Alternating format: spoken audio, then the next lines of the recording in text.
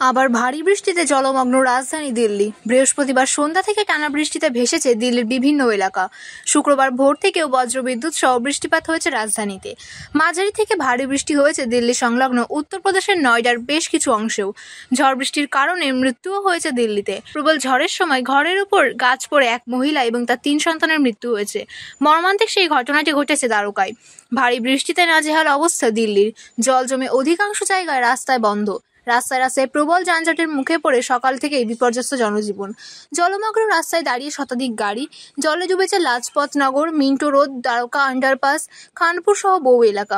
দিল্লির জলযন্ত্রণার বেশ কয়েকটি ভিডিও ইতিমধ্যেই প্রকাশ্যে এসেছে। মৌসুম ভবন জানিয়েছিল শুক্রবার সকাল 8টা পর্যন্ত দিল্লি এনসিআর এর অনেক জায়গায় বজ্রবিদ্যুৎ সহ মাঝারি থেকে ভারী বৃষ্টি হতে পারে।